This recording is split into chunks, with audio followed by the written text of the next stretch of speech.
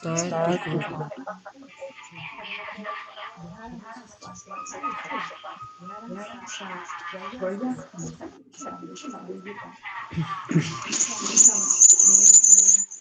Okay, good Okay, good morning morning everyone. everyone.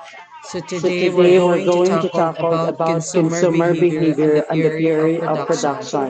BS This at at Socsci Socsci 4, for first First semester Semester Sci Sci 2023. 2023. Members, Members, Johnny Johnny Nicole Nicole T, T, Paula Paula Stephanie Stephanie Claire, Claire, Tinguban Tinguban Shani Shani E, E, Kinekot Kinekot Rodilin Rodilin E, and E, and Mayurmita Mayurmita Raymar. Raymar.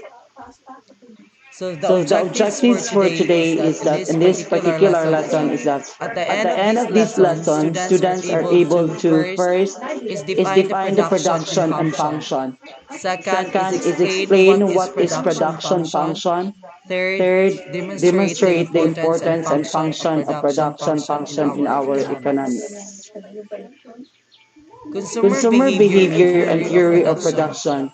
As you can As you see can here, see there here, are there are illustration illustrations provided in the provided in the screen screen where the where the production production function function really really occurs, occurs, where you where can you can see see land, land, labor, labor, capital, capital, entrepreneurship, entrepreneurship, inputs, inputs, outputs, outputs, cars, cars, houses, houses, food, food, and and computers. computers.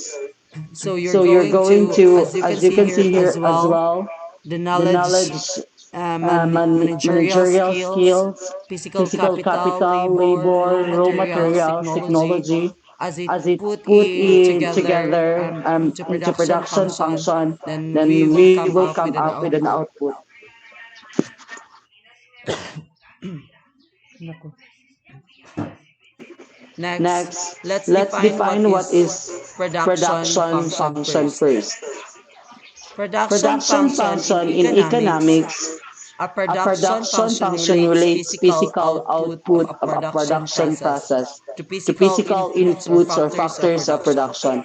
It is It a is a mathematical mathematical function that function that relates the relates the maximum maximum amount of amount of output that output can be that can be obtained from a obtained from a given given number of number of inputs, inputs, generally generally capital and capital and labor. labor. So when we So when we talk talk about about production and production on function, function, it is it the is the process process of of creating creating such a such a particular particular product, product, uh, uh, like like raw raw materials. materials. It will It will undergo a undergo a process to process to create an create an output. output.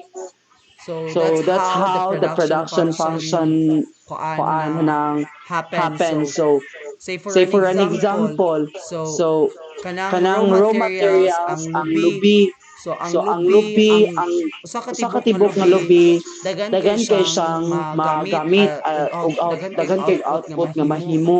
Like Like ang ang sugod pa sugod daan pa sa daan sa iyahang iyahang lukay, lukay.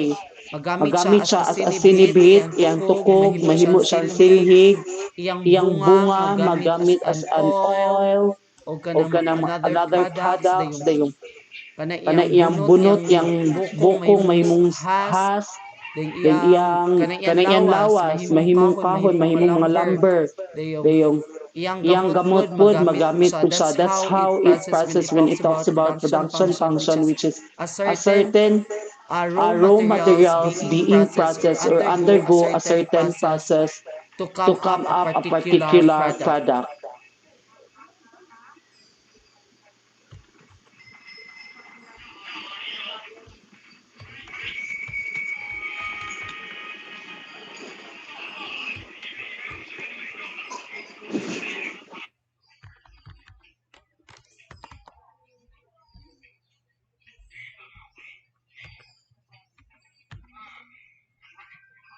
Okay, Okay, let's let's proceed. proceed. The The production production function, function, therefore, therefore, describes a describes a boundary of boundary of frontier frontier representing the representing the limit of limit of output output obtainable from obtainable from each each feasible feasible combination of combination of inputs. inputs. Firms Firms use the use the production production function to function to determine how determine how much much output they output should they should produce produce given the given the price price of a of a good. good. So, So in a in a market, in market, a in a market, market, in in in in releasing releasing or the or the production of production of certain certain of goods goods are are magdepende magdepende or or product product, magdepende po magdepende na po siya na siya kung kung kuan kuan na ng sa sa kidagano kidagano sa sa presyo sa presyo mga sa mga goods kay goods kay say for say an for an example example kung kung mahal ang mahal mga ang mga palaliton sa palaliton usa sa usa ka ka particular output or particular product, kung mahal iyang mga materials, so na tendency ang iyang production is kuan ra hanang gamay ra kay tungod sa mahal iyang mga materials nga gigamit. Whereas kung ang iyang presyo or mga presyo sa mga materials o mga galamiton nga gipanggamit hana nga usa ka product, there's a tendency nga mo boost or mo increase good ang iyang level sa production of output kay tungod mas maka-access din sa mga goods o mga kinahanglan, mga raw materials to create nga hana nga product sa especially sa market. So karon kabaluta nga kanang nagkamahal ang palaliton ron especially kanang Bombay. So kuan siya mahal kayo ang presyo sa Bombay. So ang production o ang mga output sa kuan sa anan sa Changi is gamay ra pud kay gamay ra ang kuan tungod sa nagkataas ang presyo sa goods sa Bombay, which is kuan siya nang gamay ra ang production of output, whereas kung ibarato ni siya ang goods ang presyo haring kuan Bombay, daghan jung makapalit, daghan pong makaproduce og kuan anang Bombay products. That's how it works, the production function. Next, let's proceed. And what combination of inputs they should use to produce given the price of capital and labor? When firms are deciding how much to produce, they typically find that at high levels of production, their marginal cost begins increasing. This is also known as diminishing to scale. So, in combination of outputs, we must consider or use to produce given the price of capital and labor. So, in creating a particular or a certain product, ato dyan na i-consider ang mga presyo o kanang labor sa paghimo hana kay di man ta pwede magpinataka rag pagawas og daghang products without considering the capital and the labor kuan nga murag labor kahago sa labor ug sa presyo sa particular nga mga raw materials nga gigamit hana nga product or that particular output. So kay without the price and the capital and the labor, walay product mahimo sa usa ka manufacturer sa usa ka factory ba kay the laborer are the ones who are creating, who exerts effort to create that product. So sila nang gahimo sa product, sila ang ga-process sa product, and whereas the capital and ang laborer po, which is they cannot create or process a product kung wala po sila yung mga raw materials, which is ang mga raw materials o ubang materials na kinahanglanon is kailangan siya kapital nga muy mag-serve nga magamit as muy ipalit ba sa mga kaninga particular galamiton to be used by the laborer to create a product. So we should consider this the in producing such outputs, which is the given the price of capital and the labor. So, if deciding to produce, they typically find at high levels of production. So, in considering this, to it might have a create a good quality of production in a certain factory kay nagkuan man sila nagplano gud sila, so di sila magpataka og kanang produce og a lot of outputs bisag kuan nang nalugi ba sila or wala. They really think of it nga makaginansya ba sila hani or malugi ba sila hani. So that's why naa siya kuan considering to produce given the price of capital and labor. Now let's proceed. Increasing the quantity of output, if it weren't for diminishing returns to scale, supply could expand without limits without increasing the price of a good. So when we talk about kanang increasing the quantity of output, like is padaghanan, so patasan o kuan like o patasan o ang production sa output in pangita for example sa market. If we run, we're not for earn diminishing return to scale. Supply could expand without limits. So ang mga supply could expand without limits without increasing the price of a good. So this is the reason kung ganan kang padakan ang quantity of output, there should be kuan expand of kuan ng daghang supply sa kuan this particular products, this particular output that we're going to produce in the market because kung daghan tag supply, so there's no need to make some kanang patasan ang presyo sa good kay tungod daghan man tag supply. So kung daghang supply, so there is without increasing the price of a good. Whereas kung gamay na tag supply, niya atong padakan ang quantity of output niya ato i-produce sa market, muna ni siya nga time nga mugawas ang kuan nang mo-increase the price of good, mutaas jud ang presyo. Kung kuan magpataas sa quantity of output, then we are and then we have a lots of supply, then we don't need to increase the price of good so that the what should we call this particular thing is that the quantity of outputs are increasing as well and the price of goods is decreasing because of the supply that we have right now, that there we have a lots of supply that we could use in creating this particular output. So factory production. Manufacturing companies use their production function to determine the optimal combination of labor and capital to produce a certain amount of output. Yes, just like what I said.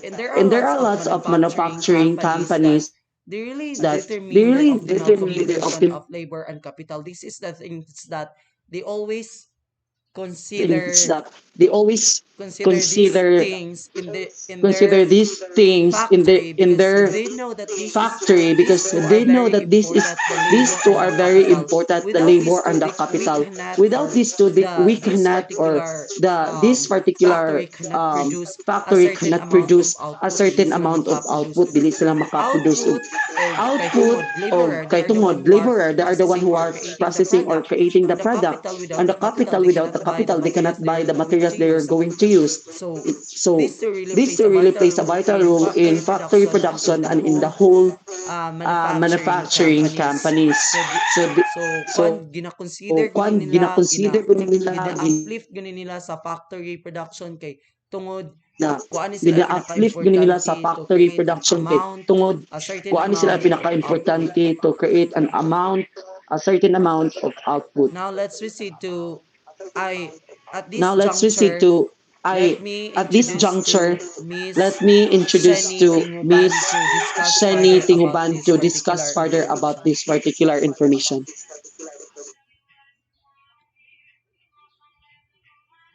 So, the factory production. We all know that a factory production is the manufacturing companies use their production function to determine the optimal combination of labor and capital to produce a certain amount of output.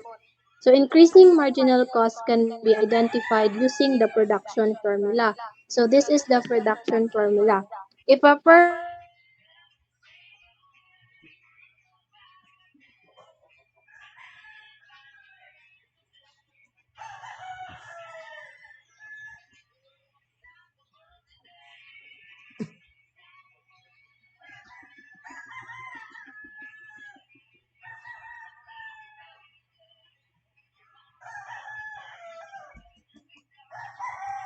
2L stands for the labor. And then if I mean 2 the function of I mean then if 2Q is less than of F of 2K and 2L, the production function has has increasing marginal cost and diminishing returns to scale. So it's similarly if 2Q is greater than F of 2K and 2L, there are increasing returns to scale, and if 2Q is equal to F of 2K and 2L, there are constant returns to scale. So these are the examples of a common production function. So one very simple example of a production function might be Q is equal to K plus L, where Q is the quantity of output, K is the amount of capital, and L is the amount of labor used in production. So this production function says that a firm can produce 1 unit of output for every unit of capital or labor it employs. So from this production function, we can see that this industry has constant returns to scale. That is, the amount of output will increase proportionally to any increase in the amount of inputs.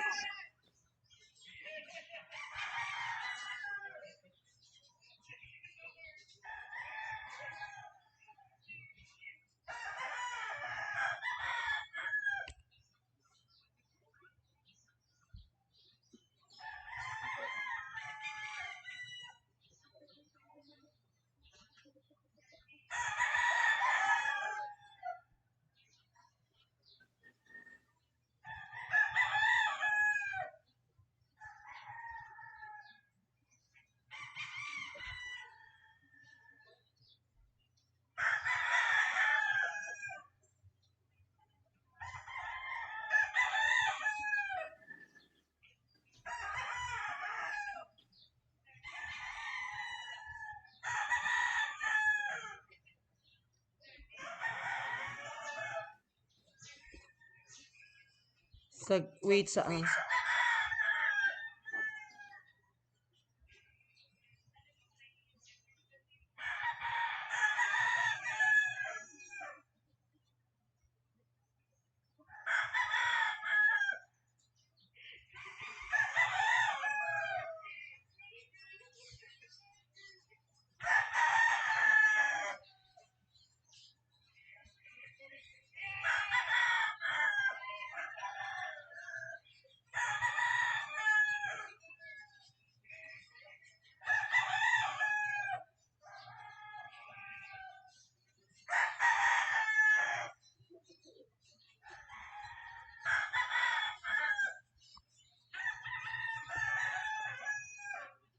Sige, Shen, proceed.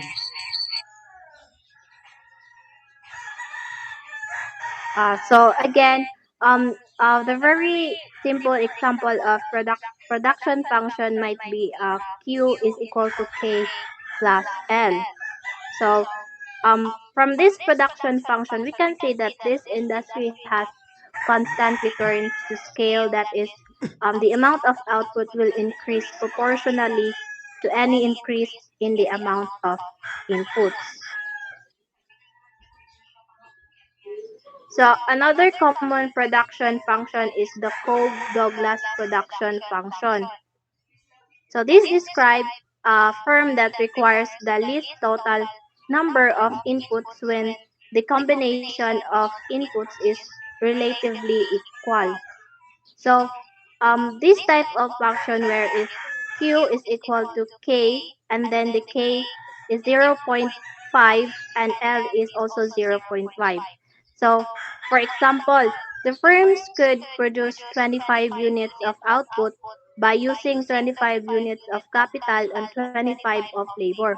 Or it could produce the same 25 units of output with a 125 units of labor and only 1 unit of capital. So in another production function, the Leon-Tiff production. So it applies to situation in which inputs must be used in fixed proportion. Starting from those proportion, if usage of one input is increased without another being increased, output will not change. So this production function is given by Q is equal to MIN of K and L. So for example, a firm with 5 employees will produce 5 units of output as long as it has at least 5 units of capital.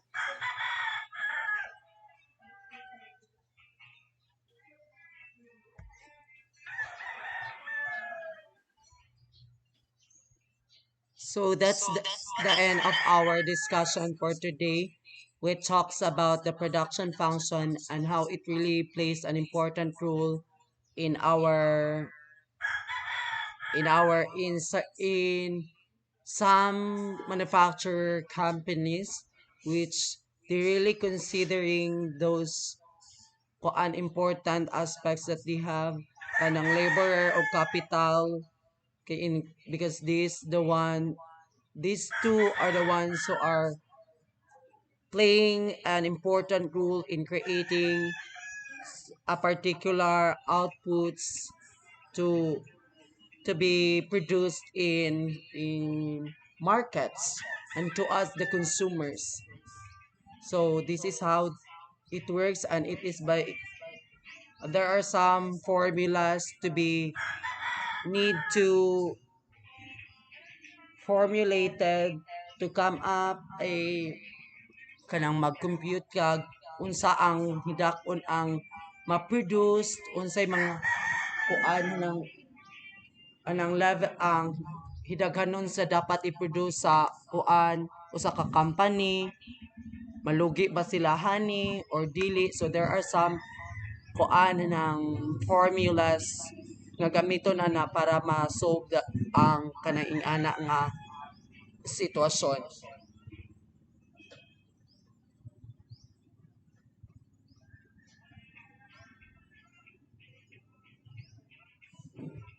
So let's proceed to the our assessment of our report today. So multiple choice, it is a mathematical function that relates the maximum amount of output that can be obtained from a given number of inputs. A. Economics. B. Production. C. Production function. D. Function.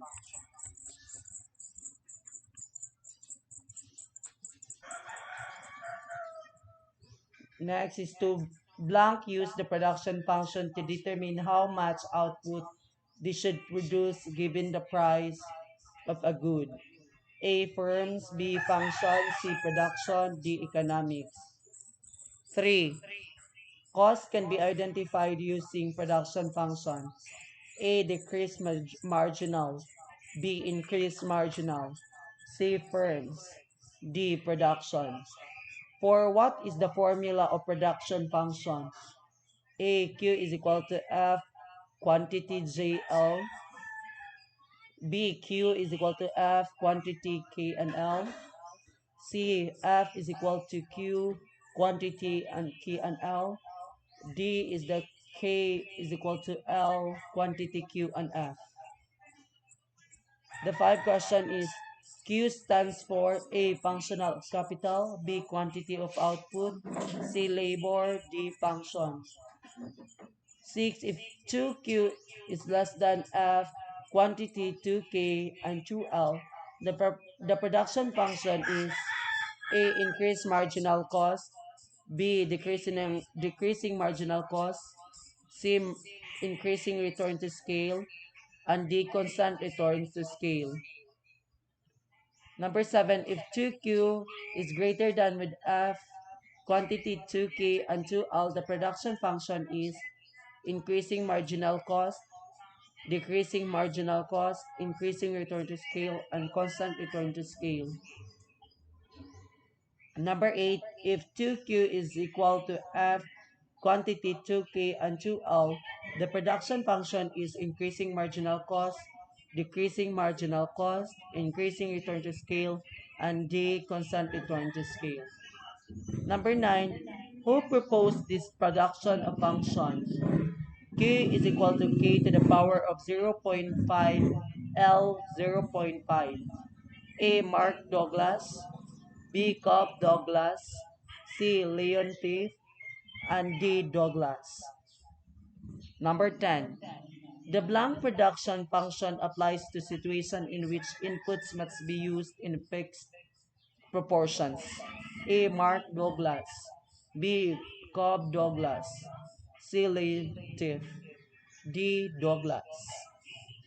And for the test two, which is essay, there are two questions here.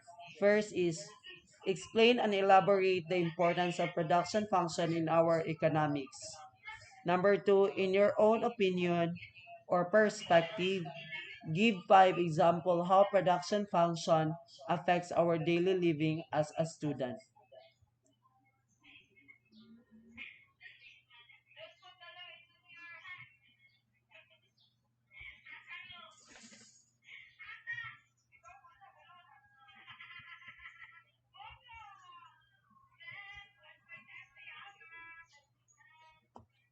So that's the end of our lesson today about production function.